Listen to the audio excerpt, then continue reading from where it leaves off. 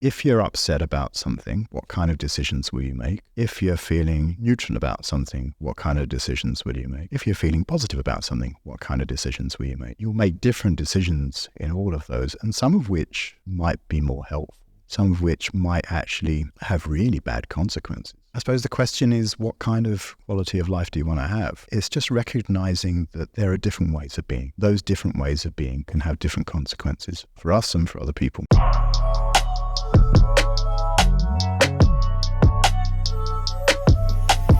Being a coach means being able to connect with people, relate with them, make them feel comfortable.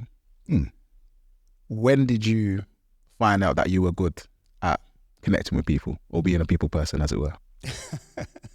Well, I think from an early age, I always enjoyed being with people. But I did have an experience with a boss once who told me that I'd never be a people person. Seriously? Yeah, so I thought that was quite strange. And I really paid attention to that, because wanting to be of service to people and helpful and all that kind of stuff was just something that was instilled in me from an early age. And so when I heard that, I was like, oh, better pay attention. What made him say that, do you think? I can't remember the detail of it, but it was probably something to do with when I show up under pressure, maybe it's less easy to be a people person. When I'm not under pressure, when I'm more relaxed and comfortable, it's easy. Yeah. And I think that was a reflection of where I was at in my journey when he said that. I related to that as well, because I noticed myself. So I done this entrepreneurship program a few years ago, and I remember at the beginning when the pressure was off, how happy I was, carefree, easy to talk to everyone. But then I ended up putting so much pressure on myself that I was treating it, rather than an enjoyable experience, I started treating it as if I was revising for an exam. And my natural mechanism when it comes to exam mode is head down, focus, no one chat to me, taking me away from who I actually am. So it took me a while to actually get back to being myself and finding, say, that confidence within me, if that makes sense. Yeah. So then for you, when you were in those stressful periods, was it something that happened naturally, like all the time because of the work that you were doing, or was it more like one-offs and high pressure environments, would you say?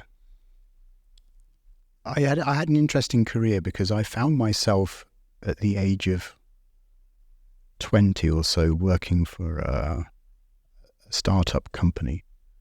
And so I was like fresh out of university. And I had a lot of responsibility from an early age. What were you doing? In my career, I was the IT department, and then I was the IT supervisor, and then I was the IT manager. So I was always being stretched, because I had an engineering degree, and working with the tech is one thing. Yeah. But working with the people stuff, they don't teach you that at university. So I was always finding myself in situations that were new.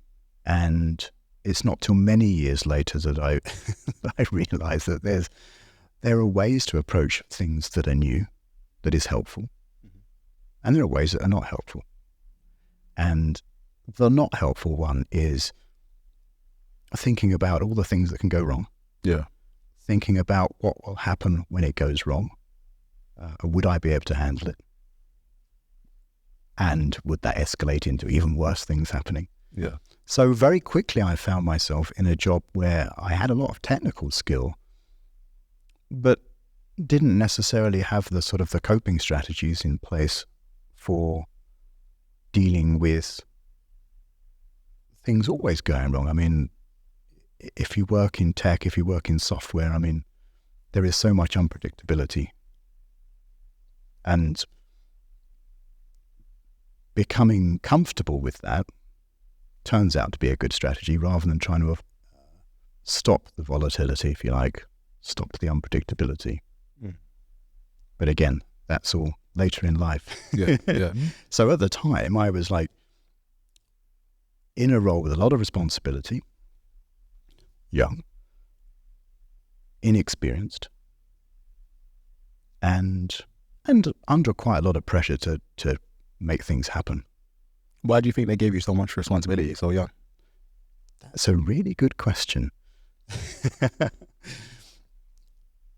I guess I probably show up as somebody who's resourceful, somebody who can make things happen, somebody who's maybe even a bit smart.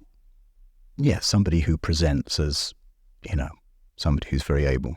Someone who knows what they're doing. Yeah. Yeah. Yeah. Going back to what you said around thinking about the things that go wrong, in my mind, if you're a young person in a place of responsibility, then thinking of all the things going wrong is a way to protect yourself, or a way of kind of making sure that nothing fails on your watch. Yeah. So could that have been also part to help with your success as well in that company? Well, yeah. I mean, if things had gone wrong on my watch, then my success would be quite limited. Yeah. So, of course, it's very easy to get caught up in trying to make sure that nothing goes wrong.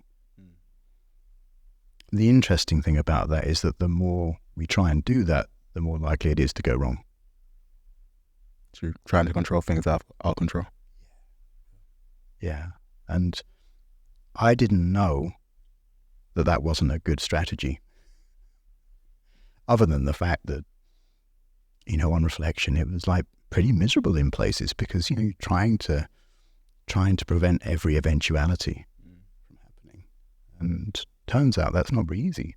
Did you feel that happening did you feel miserable throughout that whole career? No, I had some periods of absolutely loving it and just seeing what we were achieving and continuing to grow personally and professionally, and to grow the size of the company and my team and all of that. It was pretty satisfying. Yeah. But there was always an undercurrent of, sort of waiting for the other shoe to drop, Oh, seriously? Yeah. I had I'm laughing about it now. I had a boss who said to me, he said, I just need you to know that you'll only ever see me when stuff's going wrong. Yeah. Now, he thought he was saying, I trust you. Right? Yeah. You're going to be fine. But I said to him, well, why would I ever be pleased to see you? And he was like, you know what? Nobody's ever said that. And I said, well, I'm saying it now. If I'll only ever see you when things are going wrong, why would I be pleased to see you? Yeah. And that began to get me very curious about the kind of experience that we have and how much of our experience is to do with other people, seeing somebody walk down the corridor, and how much of it is to do with the stories we tell ourselves about that. Mm-hmm. And come to realize that actually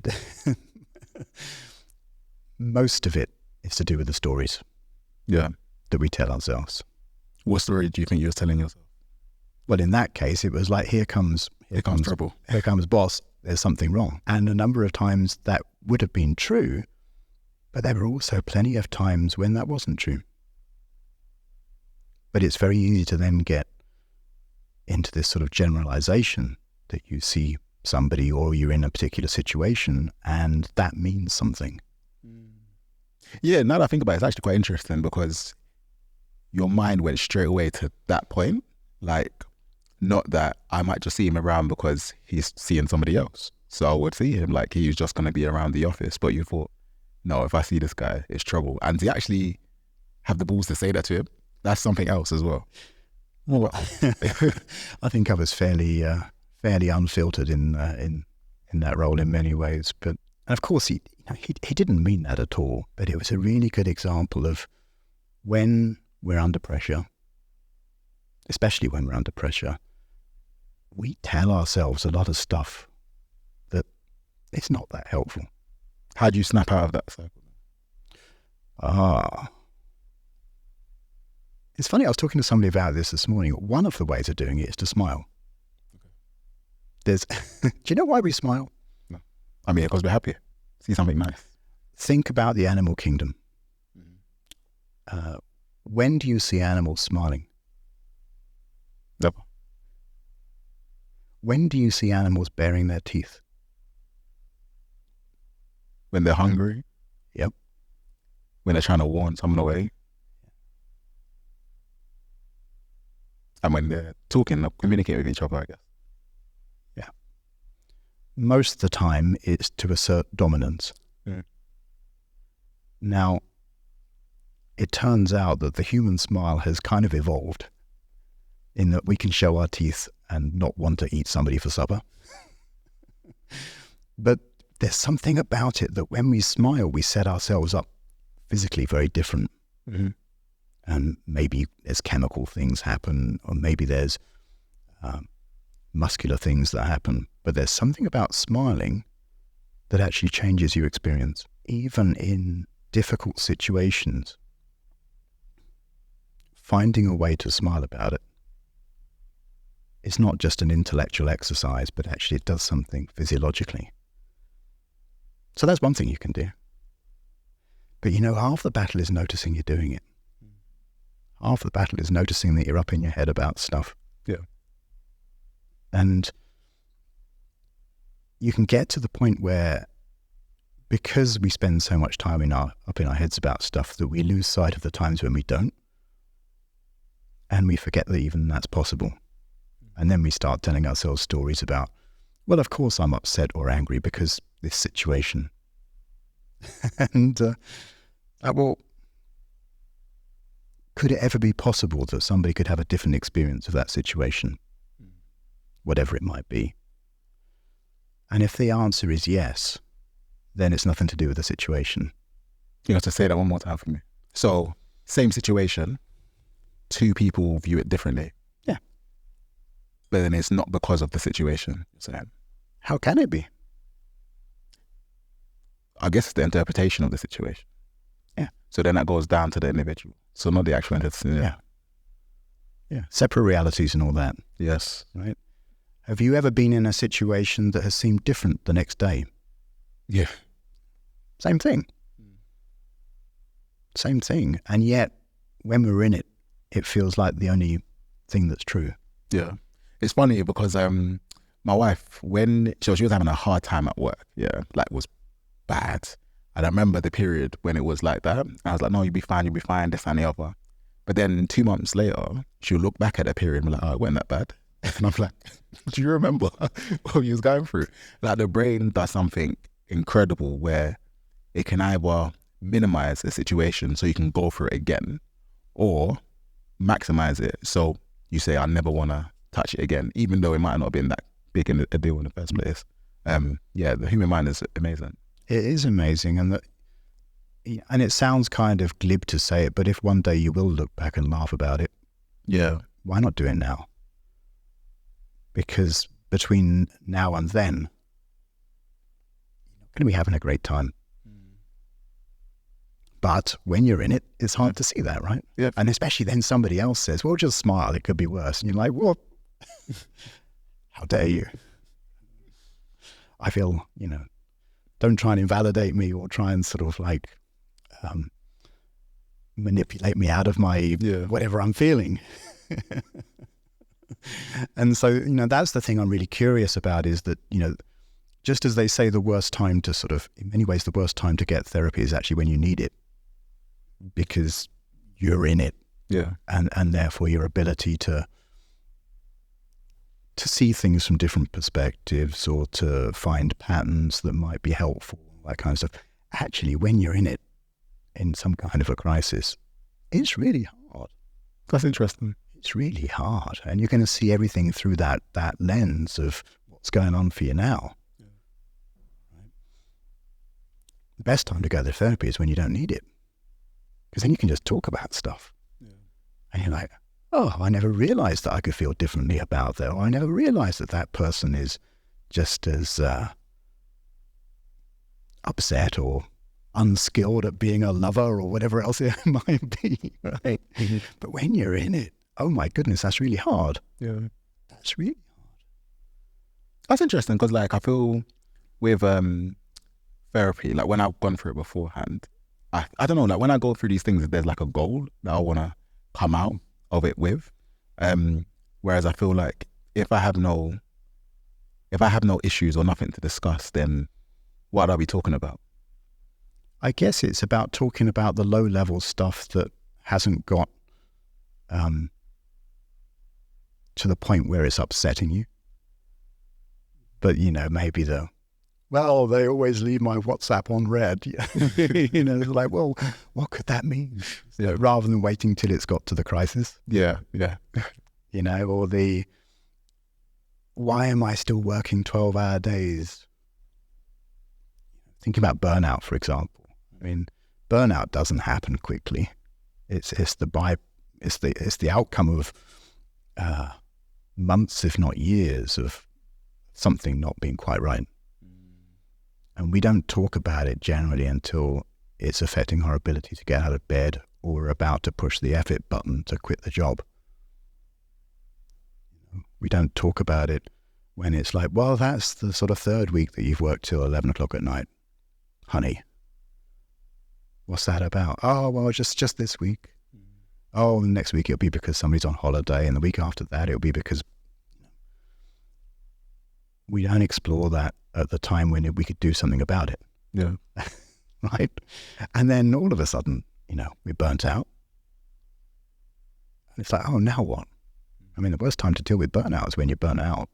You don't want to do anything. You don't want to do anything. You don't want to get out of bed. You don't want to engage with thinking about the situation or what your options are. You just want to hide. Did you have that experience during your working career? Yeah, I've had several experiences of that, actually. One of them, there was a lot going on in life and it just all got a bit much. And there was a lot of stuff going on in personal life and there's stuff going on at work.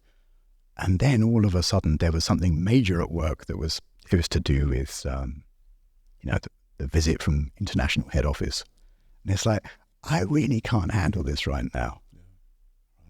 I'm barely sort of managing to get through the day, and answering auditors about this, that, and the other is just like going to be really hard. And that was probably the right call as well. The other thing to say about burnout is that it makes sense. It's one way of our bodies letting us know that we need to do something.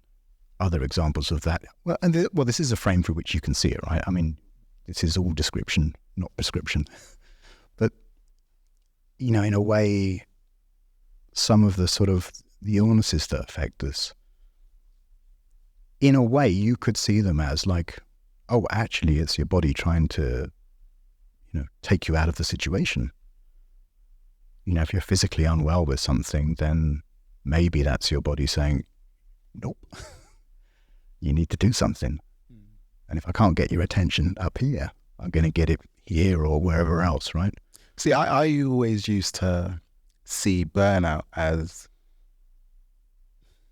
for lack of a better word, training.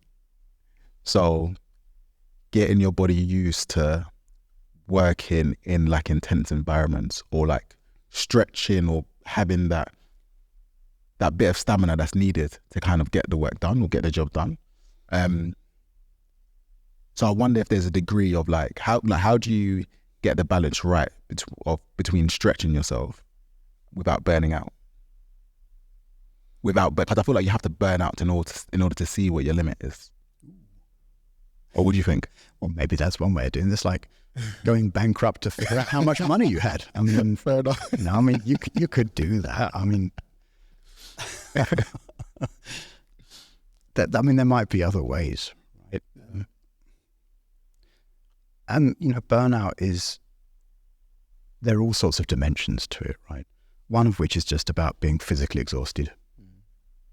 One of which is about having run on adrenaline for too long. we're not designed to work for more than about 10 minutes a day on adrenaline. And yet in some roles, for some people, at some times, it might be 24 hours. And so there's that, adrenal exhaustion that happens from when you're just being overstimulated, looking for a bear that still hasn't arrived. Yeah. But they might just be around the corner. There's emotional burnout from constantly feeling a certain way about something or somebody or oneself. There might be an intellectual burnout that's come from like just trying to keep up with learning new things or deal with unfamiliar situations and having to keep learning in order to cope with them. There's all sorts of dimensions to it. And some of those dimensions, I guess, are easier to anticipate maybe, or could be trained. Yeah. To some extent. I mean, and again, when you're in it, the last thing you needed to hear was that there was something you could have done to prevent it. Sure. It's like, well, if you just stop being a people pleaser. Yeah. So from your perspective, like when you were working, how long did you work were you doing IT for? Oh, so that job was 15 years. Same company? Yeah. How did you feel like something was missing? Or did you what made you stay with that company for such a long period of time rather than say switching out and moving elsewhere? Because I imagine during the time, tech was relatively in its nascence, so you could have got paid better elsewhere. You could have had way greater opportunities in other places. What made you decide to stay there? Well, I was getting paid good money, and I had good share options and all that kind of stuff. And I had a company car and this, that, it's like status. Why would I go anywhere else? That doesn't make sense. Or it didn't make sense. So there are often a lot of things that keep us in situations maybe that are not that healthy for us. And certainly all of those, if you like, those trappings of success, they can be the thing. And if you're in a miserable job but getting good money for it, I mean, it's better than nothing. I mean, there's people who are in miserable jobs who don't get good money for it. And, am I being ungrateful? And then, what's wrong with me? I can't be happy and I'm earning all this money and I have this, that, and the other. Why am I not happy? There must be something wrong with me. Yeah. That's what keeps people stuck. So how did you make the leap then to the next opportunity? Actually, I didn't. It was, I had an opportunity to go and live in another country for a couple of years in Canada. Nice. And that was the quickest yes I think I've ever said. And so I went to do that for a couple of years. How was that?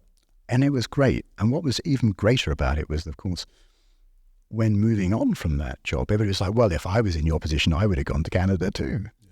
So it was like the perfect opportunity. Rather than I'm going to leave and then all the kind of the wrench that happens with that, maybe the betrayal as well, maybe the what's wrong with you? Aren't you grateful? The kind of stuff that either I might be saying to myself or that others might. So it was the perfect excuse. So if you want to quit a high-paying, high-rewarded job that you don't like, get an opportunity to live somewhere else. That's what no. We need something to kind of switch your perspective or just give you a new challenge, maybe, potentially. Well, that one was more like just the perfect excuse. It was because by then I think I'd realized that, well, first of all, that I'd been there such a long time and that's probably not a great idea. And that was the perfect opportunity. Yeah. The perfect excuse. And so was it when you were there that you decided to maybe go into coaching, or when did coaching come into it? Well, I've become really interested So after the "you'll never be a people person" Was conversation. that in Canada, or was that after? No, that was before Canada. So that was in this job we were talking about. That got me really interested. Yeah.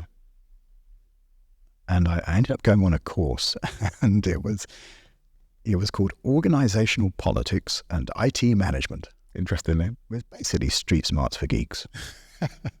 It was a whole load of classic leadership stuff, but somehow packaged in a way that was accessible, to me at least. And In what way? there was something about the way it was taught that just really landed. Okay. You know when you see or you hear something and you just know that that's true? Yes, for you. Yeah. It's that. And they were really good at that. Like, really good. So, of course, everything landed. And what got me really curious was that a few years later, I went on the whole board of the company went on a leadership development program at another place. And ostensibly, it was the same content. Have you ever seen the film Dead Poets Society? No. Okay. I love it, not least because Robin Williams plays him. Oh, yeah, I've seen it actually, but I don't remember what happens. teacher. Yeah. Well, do you remember the beginning? No, I'm terrible with like films, Okay. but I know I watched it, yeah. Well, me too. But this one stuck. And at the beginning of the film, Robin Williams arrives at the prep school where he's teaching, first day of term, and the boys get out their book. He's an English teacher. Mm-hmm. The boys get out their book, and he asks one of them to start reading. I'm remembering this right. And they start reading it. And it was a whole load of stuff that talked about measuring the greatness of a poem on two axes. It's like, and I can't remember what the axes were for the life of me. And so Robin Williams' character, the maverick teacher, said, "Boys, rip that page out."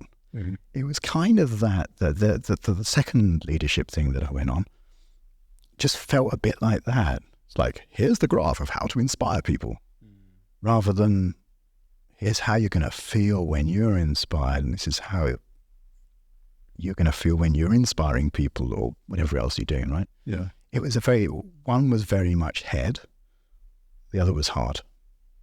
And that got me really curious, because I went back to the people who taught the first course and I said, how come you taught the same stuff? It was all about leadership and how to be a good leader. And they said, "Oh, we don't normally talk about this." So, of course, I leaned in. But we'll tell you. So anyway, so they went on to talk about how they'd taught it. And that got me very interested in the world of personal development. And it's like, how can you teach something in a way that's very different, that lands? And again, it's the same content, but having a different experience of it. Right? Now, of course, there would have been some people who were on the second course who are having a great experience of it. That's all I need is the 10-point checklist of how to inspire somebody. Or that's all I need is the graph showing where the sort of like the sweet spot is. But it wasn't for me.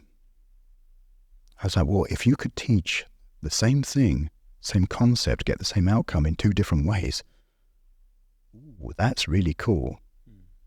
So that then got me very interested in just the subjectiveness of it all.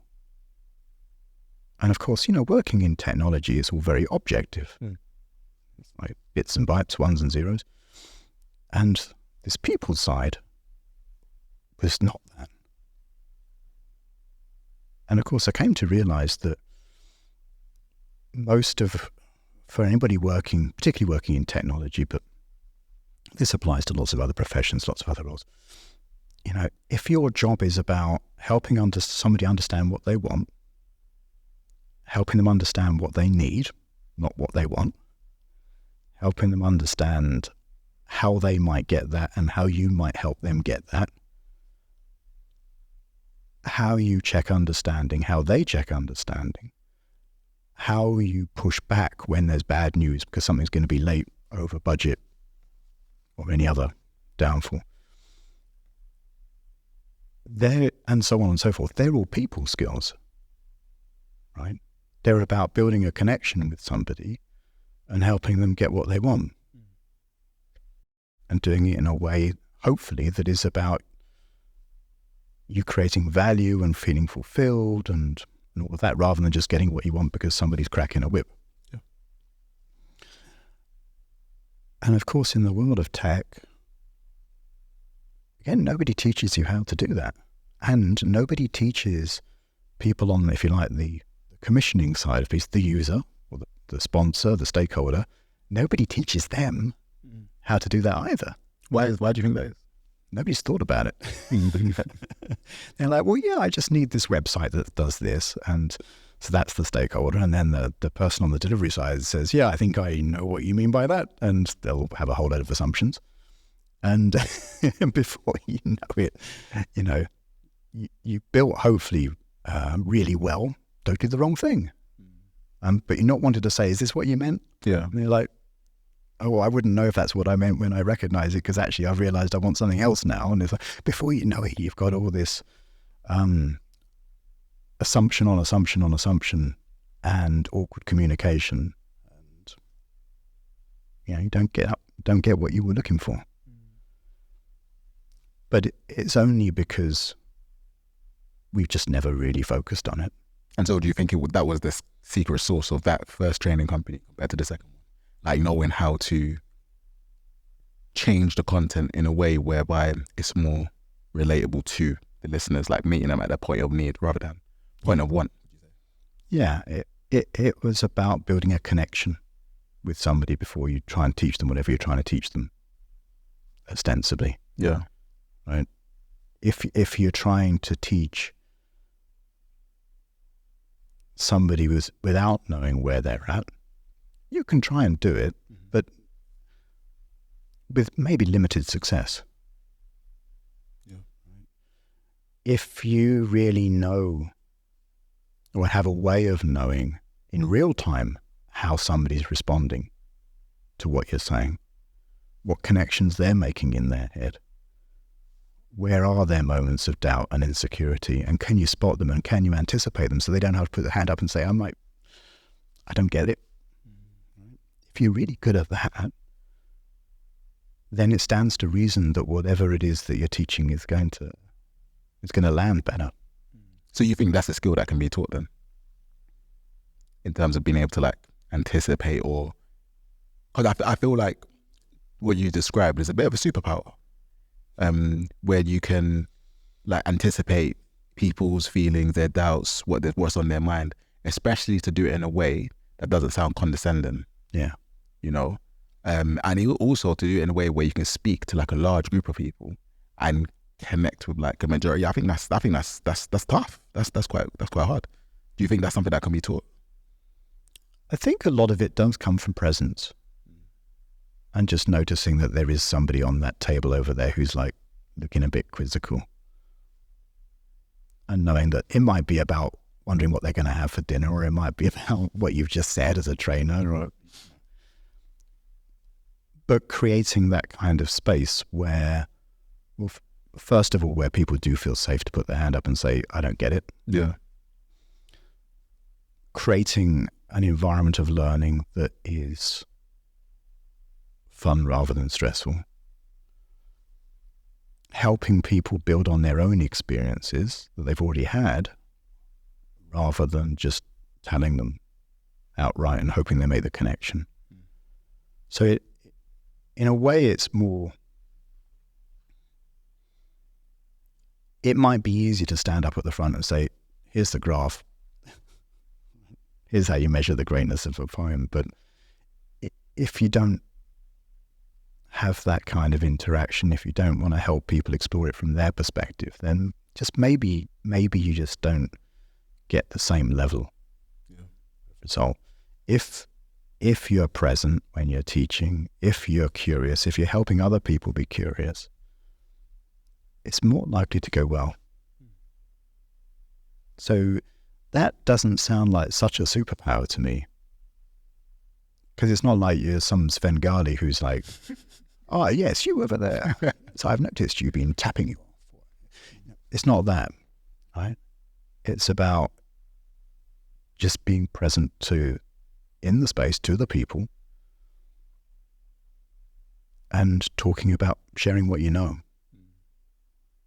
Got it. So then for you, you had that experience with the training, the different types of training. So that kind of inspired you to like learn more around how to connect with people, how to teach the people. So were you like still working and doing like training courses, or how were you thinking about the next steps in your career? I was kind of exploring it on the side until I eventually got to the point in a good number of years later where I was like, oh, actually, these are the only problems that I do need to solve. Working in a tech organization with tech people doing tech things for stakeholders. If people are in a good connection with each other, Mm-hmm. if people feel safe to challenge or to explore or to propose alternatives, if people don't mind giving news without necessarily giving it the label bad,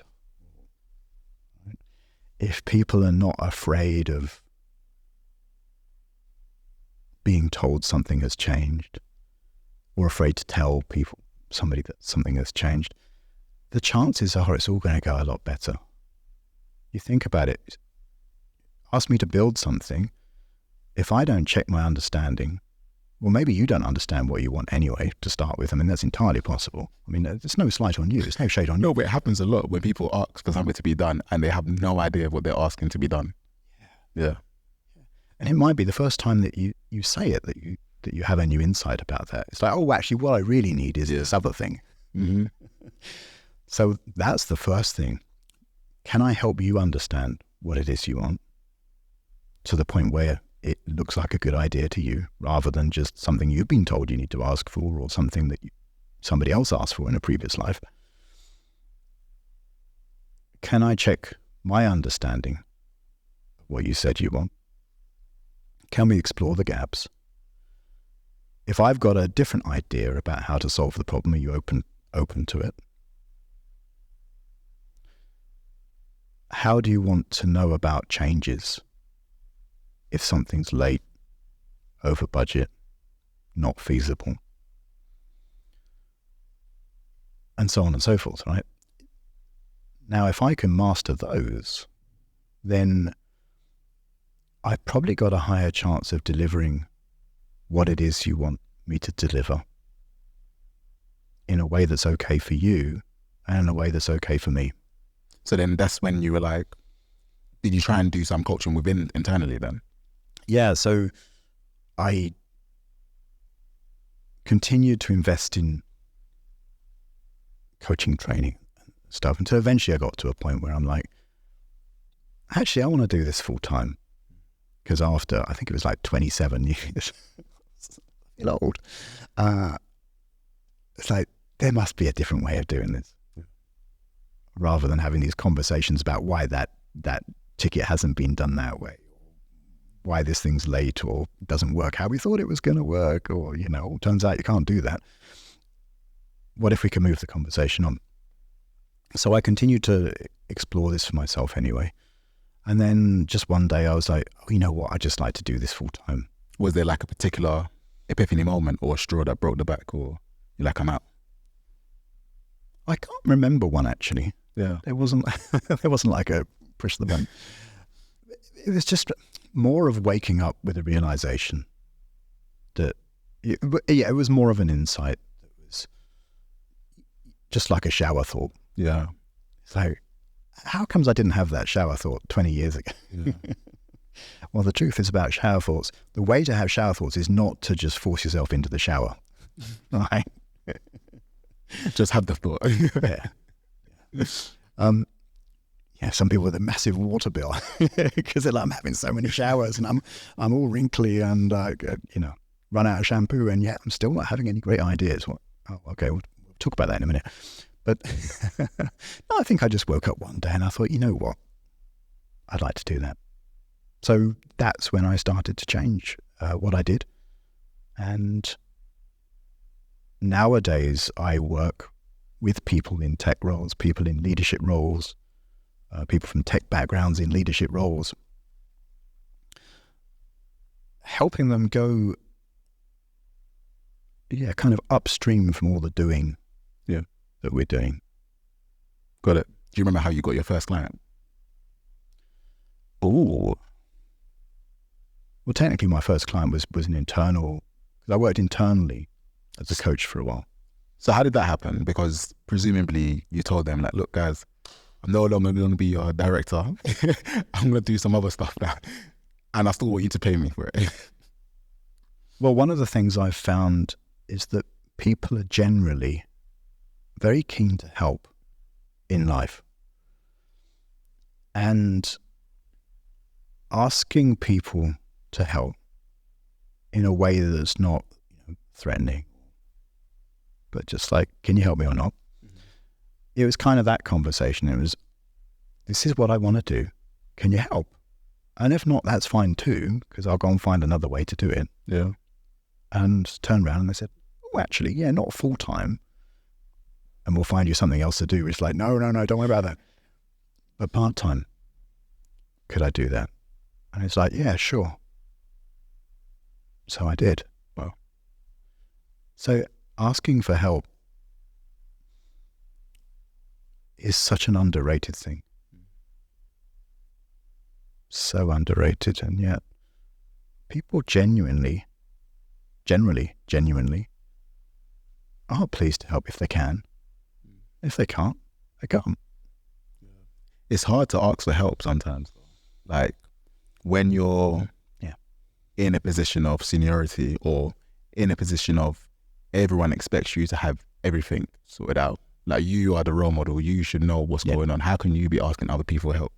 But what I've come to realize is that being able to ask for help actually shows that you're relatable, that you're normal, that you're curious and you're willing to learn, and you're even empowering the next person because you're giving them a moment where they can teach you, and so they themselves get to develop as an individual.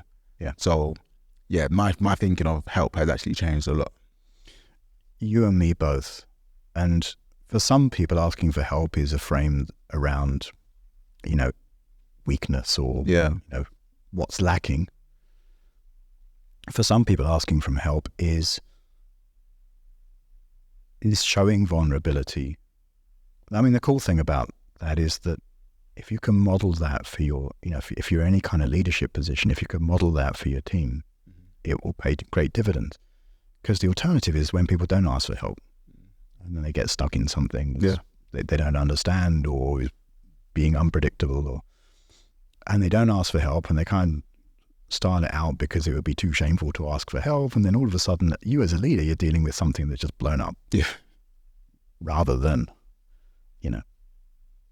something that could have been managed, something that the person could have probably sorted out for themselves if they'd had you alongside them. So how would you describe your coaching style or coaching techniques?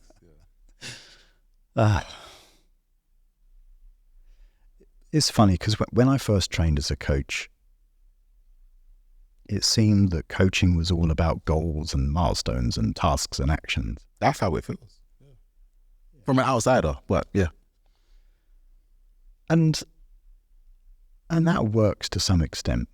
I'm always curious, though, about when we have all those tasks and actions and milestones and all the rest of it, what about the times we still don't do the thing? Right? What's that about? And most of my coaching now is around helping people. I use the word upstream, go upstream from that a bit. Let me explain. I can have all the clarity about, how to do a certain thing. That doesn't mean I'm going to do it. One of the reasons I won't do it is because it just doesn't make sense to me. Not, I don't understand how to do it, but it doesn't make sense to me to do it. Elaborate. Or what I'm currently doing makes more sense. Okay. Right. One of the things that, as a side note, one of the things that's brought me a lot of peace in recent years is this understanding that people are always doing what makes most sense to them at their current level of understanding. People are always doing what makes most sense to them at their current level of understanding. Me, you, the van driver who just cut you up on the way, or somebody that you're ranting at on the telly or Twitter, right? All of us, we're doing what makes most sense. Now, the reason it's brought me a lot of peace is that normally when somebody or ourselves does something that doesn't make sense to us, we get into judgment about it one way or another. Yeah. And it turns out that judgment is not a very helpful way to be, unless you're a judge. If you're a judge, keep judging. But for most of us, it's not that helpful. Not compared to being curious. What must be true for that to make sense? And then be like, yeah, but what about, and then talk about something by all accounts terrible. Well, the reality is, to that person, what they were doing made sense at the time. Might not make sense to you or I, might not make sense to them in the cold light of day. And it's not to excuse it, but it's to explain it, to say that whatever they did at the time made sense. What's the benefits of thinking of it that way? Well, have you ever been curious? Yeah, but I mean, if someone, to be playing devil's advocate, so like if someone, so like, okay, today, for example, I was driving to get some paint, narrow road. Yeah. And I'll never forget this. It was so vivid. Like you got cars parked on either side, and you've got me going this way, people coming up this way. Yeah. And I saw a guy walk into his car, happy, jolly, like he's got his groceries in there, everything like that, happy, sitting in the car. And the cars that were coming this way, they couldn't do anything because the roads were just narrow. But then traffic lights went and then cars started moving. Then this van came and he was just in a bad mood. Drove, took off that guy's wing mirror, yeah, and just kept on speeding, didn't stop, didn't care. Yep, makes sense. The guy who was in the car, he didn't do anything. He still sat in his car. If it was me, I'm driving after that van, but he didn't. He didn't even take a photo or anything like that. I was like, interesting, And even when he left the car to pick up his wing mirror and everything like that, he just seemed so calm and relaxed. And what do you make of that? I don't know. I don't know. What's wrong with you? Because it was like me putting myself in his shoes, what I would have done. The van driver who just, for lack of a better word, got away with it, and him who was having a good day, but it seemed like he didn't allow it to affect him. So if I think of your example of everyone doing what makes sense to them, yeah, then there's also me thinking about what I would do, what makes sense to me. So like, yeah, I just wonder like what's it's like empathy, I guess, another way of putting empathy, or putting like, how does, like, why would that, does it stop me from making more rash decisions? Like, what's the benefit? Yeah. Would you say? Yeah. Well, if you're upset about something, what kind of decisions will you make? Mm-hmm. If you're feeling neutral about something, what kind of decisions will you make? If you're feeling positive about something, what kind of decisions will you make? Now, you'll make different decisions in all of those, and some of which might be more helpful, some of which might actually have really bad consequences. I mean, if you go chasing after that van driver and, you're upset, van driver's upset, and then you're upset with each other, I mean, that could go a certain way. I suppose the question is, what kind of quality of life do you want to have? You could be the person who just sat in the car who's having a good day with his shopping, he should have got angry, but actually maybe the rest of his day was okay. Yeah. If you had chased after the van and then it all popped off, and then one of you finds yourself in the police station or whatever, I mean, sure, how's your life going? True. Now, that's not to say, none of this is prescription, right? It's like, you must always be like this in this situation. Like, it's just recognizing that there are different ways of being. Yeah. And those different ways of being can have different consequences for us and for other people.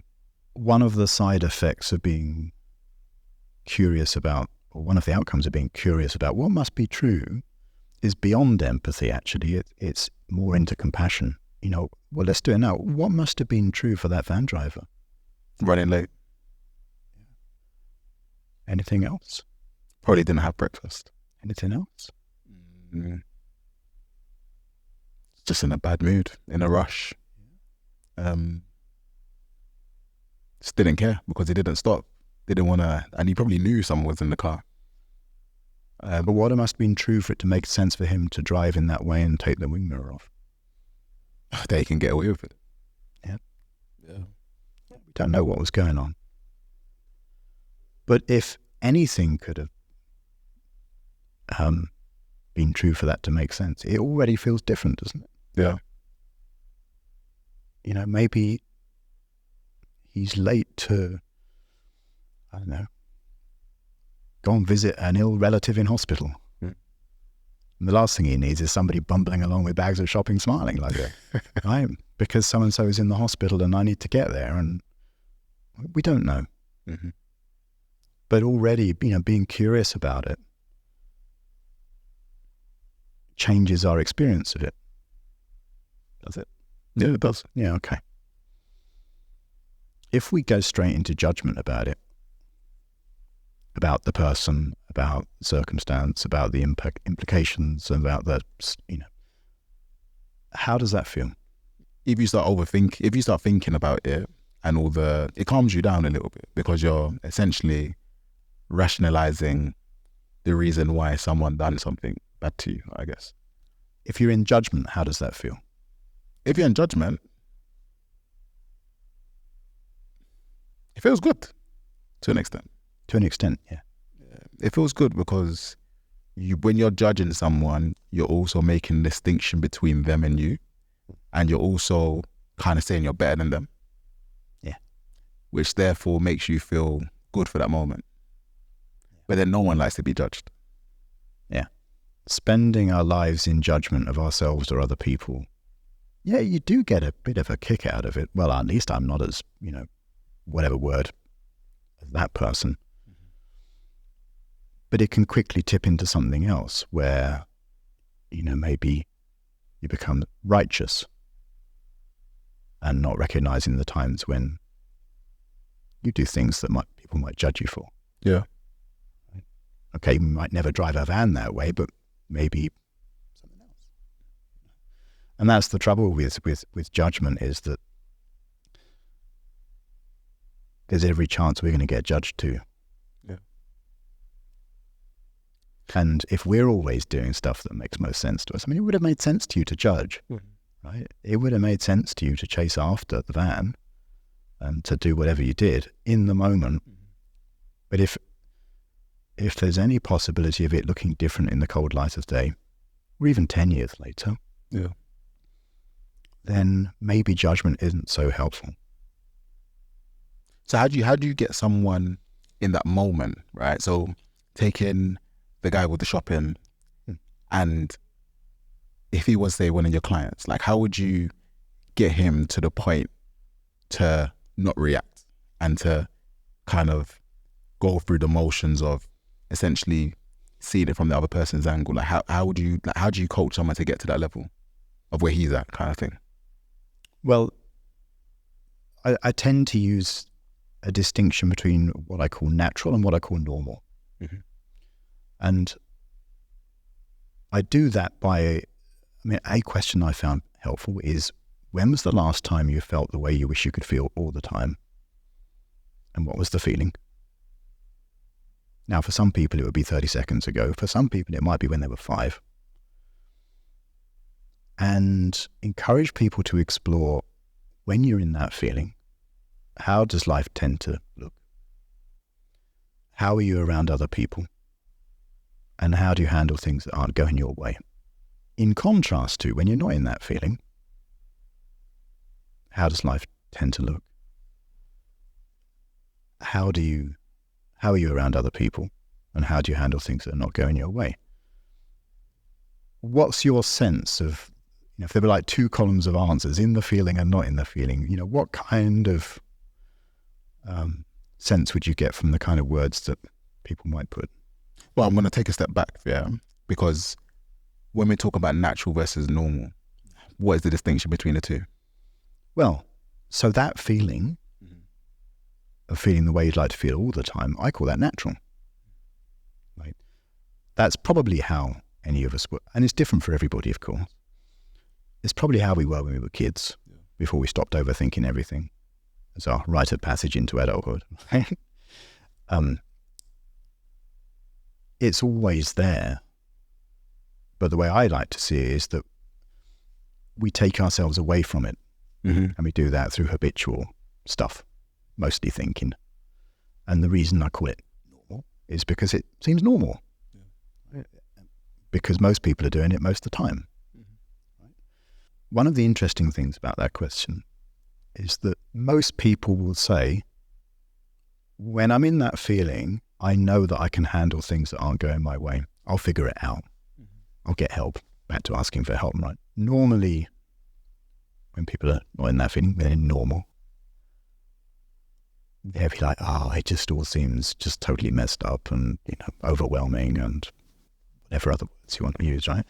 So that's interesting to me, that we have this resourcefulness that seems available to us when we're in that feeling. Yeah. That we don't have available to us when we're not.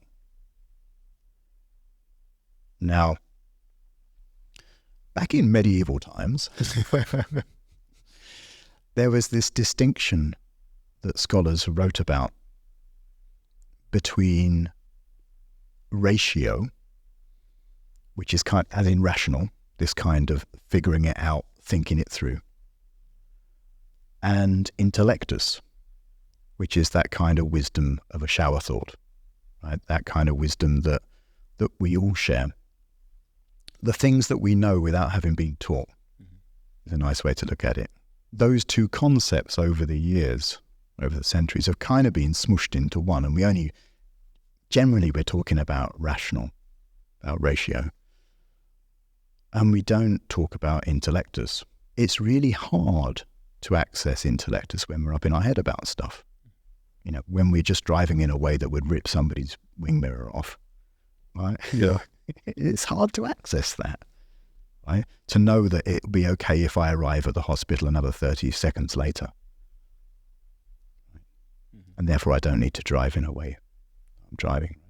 We can't access that when we're upset. The nice thing is that we can handle a lot of stuff. We're built for it. We just lose sight of it.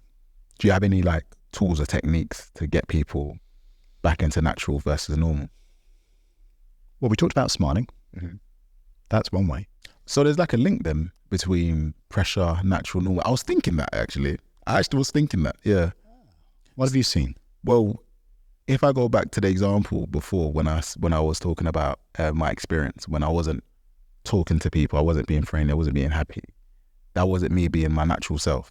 That was me being normal. And that was because of the environment that I was in.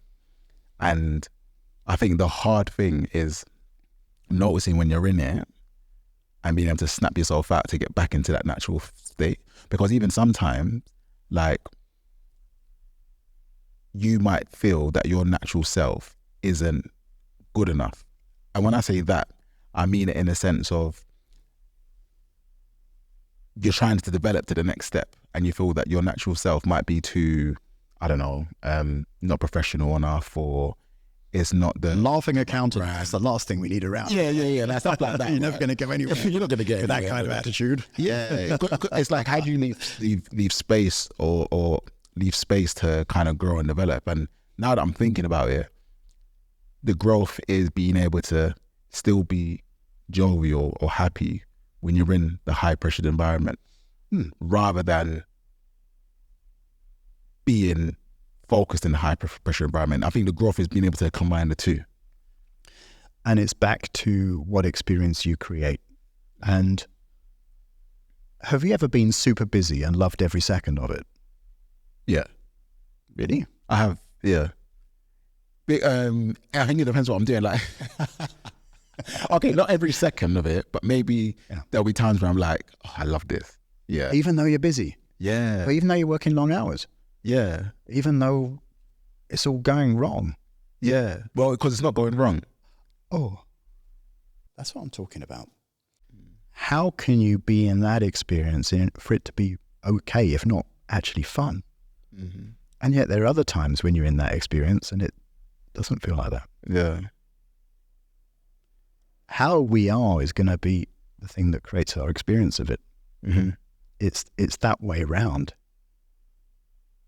If you're in natural, handling stuff that's not going your way is going to be pretty effortless. Yeah. If you're in normal, it's not. Now, people come to coaches like wanting to get good at handling the stuff in normal. Mm-hmm. Right? How do I get better at doing work when I'm really stressed? Right? Well, you can try. How do I get better at driving a van when I'm really angry? I mean, you could probably go on advanced van driving. But actually, if you're not angry, you're probably not going to need it. So it's like trying to snap yourself back. It's like a constant reminder of knowing when you're in normal. Because do people notice when they are in, say, that normal state versus natural? Well, to begin with, no. Mm-hmm. Just as a fish has no idea it's in water until it jumps or gets caught. The reason normal works as a label is because you can't imagine anything else. Yeah. Of course I'm this way because it's month end, mm-hmm. because we're having an Ofsted inspection, or because, right? We can't imagine that anybody else could be having a different experience of it. Mm-hmm. So until we are aware that other people do, that's the thing that gives us some hope, right? So first of all, being aware of it. Secondly, knowing that it's not a continuous experience, even, day to day. You might generalize it as, oh, I'm really stressed all the time. But there'll be even, from moment to moment, there'll be times when you're not. Mm-hmm. But again, it's hard to see. Mm-hmm. If you're normally in normal, then natural is going to seem like it might seem like a familiar place, but like a hard place to get to. You might even feel guilty being natural. Oh, yeah. I mean, I shouldn't be a laughing accountant when there's so much misery going on. Talk about accountants. Oh, that's because I'm a trained one. That's why. There you go. Has there ever been a time where you felt it would be wildly inappropriate to be just you? Do you know what? No, I didn't. But now I didn't, yeah. But I'll never forget when I was applying for an internship for a Japanese investment bank. And I thought I killed the interview. I thought I smashed it. Like, I was answering all the questions, and then it even got hot. I even took off my blazer and all the rest of it, yeah. But then I didn't get the internship, and they were like, they didn't feel I was professional enough, yeah.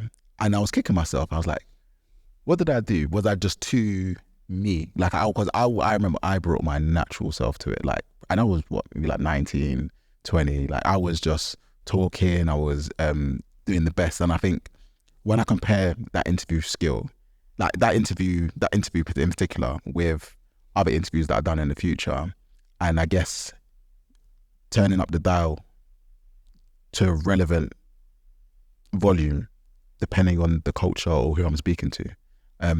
That's what I found. So I feel like there's levels to how natural you can be depending on who you're with. What would your experience of working in that place be if you had to just be deeply in normal? Oh, I'd hate it. So why would you want to pass the interview? Didn't see it that way. Well, of course not at the time. It'd be like, oh, I should be. But would you want to? No. What if you work for an investment bank where you could just be yourself? Be the best place to work, wouldn't it? Yeah. Well, and on a side note, that's the thing that always intrigues me about diversity and inclusion stuff, is that nobody's talking about belonging, which to me is it's natural. It's like, can you show up as you? Everything else is kind of downstream from that in terms of tactics and strategies, and make sure we have these kind of people and those kind of opportunities. And it's like, if you can't show up and be you in all the ways that you are, I mean, obviously, there are sort of societal norms and stuff. It's not like be totally unfiltered maybe, but if you can't show up as you, then your diversity and inclusion strategy hasn't worked. Also, to add on to that, like I feel being in normal also relates back to acting or behaving in a way so that people don't have a negative thing to say about you. How, like, have there been ways in which you've coached your clients to kind of get out of that cycle of needing that external validation and just wanting to focus on themselves? Like, how do you try and get them out of that cycle? Well, again, when you're in natural, you tend to care less about it. You know, if you're overthinking what other people think about you, it's probably just a sign that you're not natural.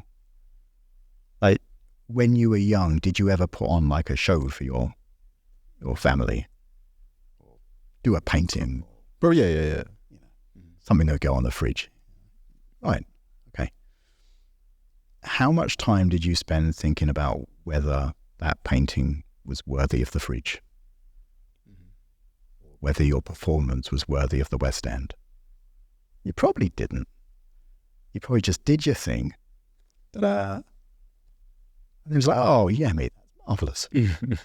What would happen if you were a kid and you were creating stuff thinking this had better be the best thing I ever create because that kid over there has got really good, painting skills. Yeah. Or that one's a great dancer, or, what's that like? Mm-hmm.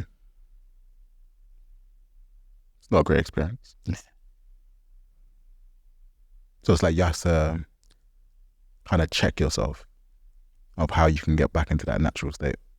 Yeah.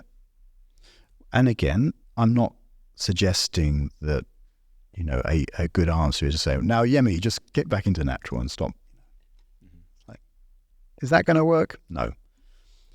The chances are, though, that, because the way I think about it is like this, what if we were naturally natural and we do stuff that takes ourselves away from it by thinking and judging and all that kind of stuff? Then it's not so much we have to do anything to snap back. We just have to let go of it. If it feels like an effort, must get into natural, right? That's not it. It's more about how many thoughts a day do you think we have? Me? Yeah? God knows. Well, apparently it's about 70,000. Yeah. I mean, I don't know how they measured it, but it's more than 2. It's a lot, yeah. It's a lot. What would happen if you thought about every thought? If every thought you gave a good old thinking? You'll get nothing done. Yeah. So it's that. Mm-hmm. We can't control what thoughts we come up. Oh, I wonder what they'll think about this or me. But in natural, you tend to not care about it so much. It doesn't seem so heavy. It doesn't seem so urgent. Yeah. This is not about what that sort of like, well, it could be worse, or, it's not that. It's just about doing less of it. Mm-hmm. It's like, oh, I am overthinking this a bit. And it's not, I must start thinking in a different direction because that's going to probably not help. Yemi, cheer up. It's not going to help. Yeah. But it's like, oh, Yemi, let's go and have an ice cream. Oh, cool. Yeah. Oh, wait a minute, I'm not feeling miserable anymore. Yeah. It's kind of that. And it's not also to say you can never be in normal. That's not helpful. No. Right? But it's recognizing that you don't have to get stuck in it. Being angry about something, it's fine. It's useful information. It's telling you something about the experience you're having and what's important to you and all the rest of it. But anger doesn't feel good, kind of by design. I mean, if it felt good, you want to do it all the time. Yeah. But it doesn't. So yeah, feel the anger, notice it, and then throw it away. Yeah.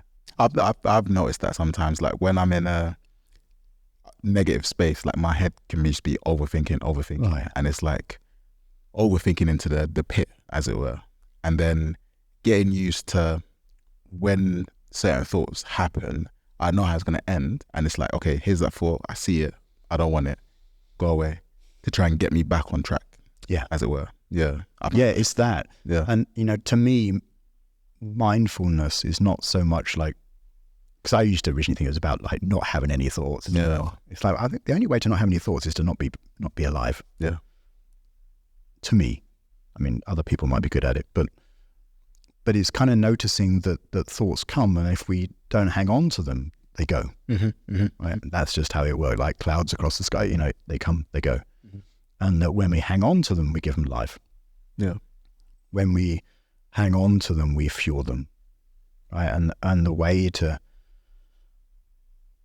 not do that is just to recognize how it works. Yeah. It's like, oh yeah, there I go, overthinking again. It's no big deal. Or there I am really angry about what that person said to me. Oh, well, that's useful information. But we don't have to get stuck in it. Yeah. And they said that, and that means this, and now that, and that's the third time they've said that. And frankly, I know it's like, oh, and that reminds me of a time when my mum said this when I was, 11. And before we know it, we've got caught up in a whole load of stuff that certainly isn't happening right now. It's either in the future or in the past. And the trouble is, it all looks really real. Yeah. Right? It all looks real. No. So the way back to natural, smiling could be one. Being curious about the van driver instead of judging. Judging is a quick way to get into normal. Right? Maybe just doing something else. Just not digging in. Just let it come back to natural of its own accord. That's the thing. And of course you're like, yeah, but what about? And it's like, well, when it looks like, yeah, but that's just a sign that you're in normal. Yeah. Right? Because when you're in natural, you'll be like, oh yeah, that's all that was. That was a van went past and it clipped somebody's car. That's the fact of it. The rest of it is the story. Yeah. People talk about, protect your peace. It's not about stopping somebody from taking it. It's about not giving it away. And we do that all the time.